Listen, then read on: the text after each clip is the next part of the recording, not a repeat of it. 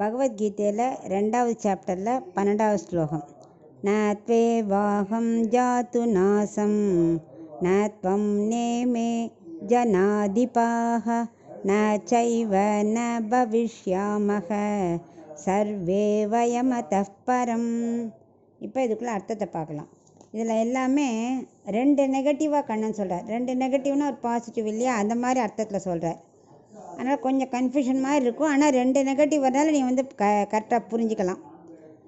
நேற்று நீ கண்ணன் சொல்கிறான், நேற்று நீ இருந்தாய் அல்ல என்பது இல்லை. அதாவது நேற்றுக்கு நீ இருந்த அப்படிங்கிறத 2 நெகட்டிவ் அல்லேன் அல்ல அப்படி சொல்கிறார் இல்லையா, அதை மாதிரி புரிஞ்சுக்கணும்.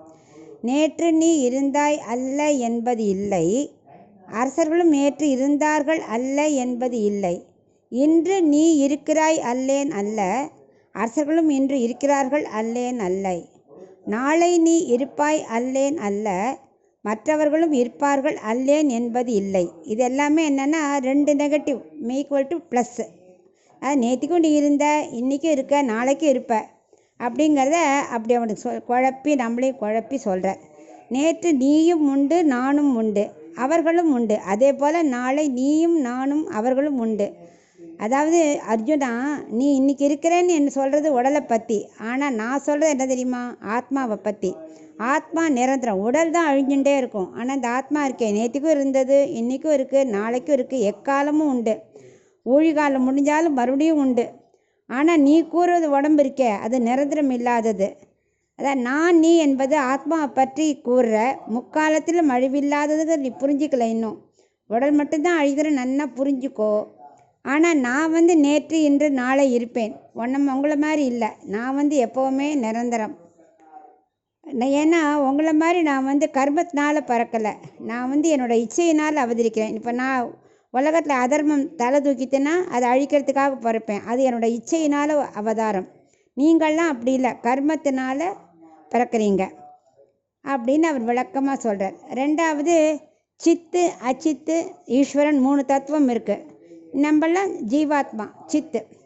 மற்ற செடி கொடி அந்த கல் மண் அதெல்லாம் அச்சித்து. அதோட நிலைமையெல்லாம் மாறிடும். ஆனால் முழுசும் அழியாது. இப்போ ஒரு பானை இருக்குதுன்னு வச்சுக்கோயேன், மண் பானை, அது உடஞ்சிரும். உடஞ்சாலும் மண் இருக்கும். ஸோ மண்ணுங்கிறது குடமாக மாறுறது, குடம் மறுபடியும் மண்ணாகுது. அதுக்காக முழுசாக அழியாது. அதே மாதிரி தான் உடல் அழியும், ஆனால் அந்த ஆத்மா அழியாது. இந்த ஜீவாத்மா சித்து இருக்கா இல்லையா, அவளுக்கு அறிவு ஞானம் எல்லாம் இருக்கும், பொருட்கள் அறிகிற தன்மை இருக்கும். ஆனால் அச்சித்துக்கு அது கிடையாது. சித்து என்பது சைத்தன்யமான அறிவால் அறிவற்ற பொருளை அறிவது. நமக்கு தெரிஞ்சுக்க முடியுது, கல், இது மண், இது கடிகாரம், அதெல்லாம் நம்மளால் புரிஞ்சிக்க முடியும். அதுதான் சித்து. ஈஸ்வரன்கிறது யார்? சித்தையும் அச்சித்தையும் ஆட்சி செல்பவன். அவன் அச்சித்தையும் அவன் தான் ஆட்சி செய்கிறான். அதுக்குள்ளேயும் ஆத்மா அவன் இருக்கான். எல்லாம் அவனோட உடைமை. என்ன பரமாத்மா, எல்லாம் அவனோட உயிர், அவனோட பொருள் அப்படின்னு இது 3 தத்துவத்திரயத்தை சொல்கிறது. ஆத்மா இயற்கையில் இன்பத்துக்கு உட்பட்டது. ஒரு உடல் ஆத்மா நுழைஞ்சாக்க அது இன்பம் துன்பம் எல்லாத்தையும் அனுபவிக்கும்.